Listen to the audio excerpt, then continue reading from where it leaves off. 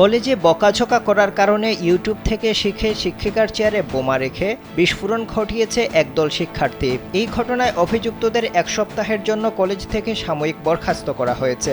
ঘটনাটি ঘটেছে ভারতের হরিয়ানা রাজ্যের একটি কলেজে। হিন্দুস্তান টাইমস জানিয়েছে, ওই শিক্ষিকা সংশ্লিষ্ট ছাত্রদের বকাঝকা করেছিলেন।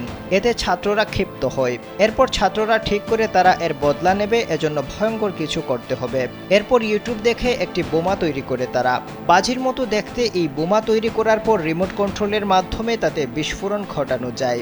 বোমা বানানো শেষ করে কলেজে ফিরে আসে তারা।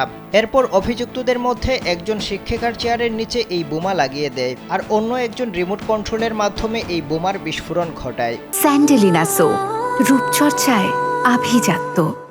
এই ঘটনায় আলোড়ন সৃষ্টি হয়।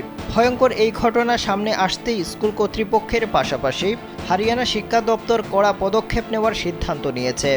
ইতিমধ্যে ঘটনার সঙ্গে যুক্ত থাকার অভিযোগে ওই শিক্ষার্থীদের সাময়িক বরখাস্ত করা হয়েছে।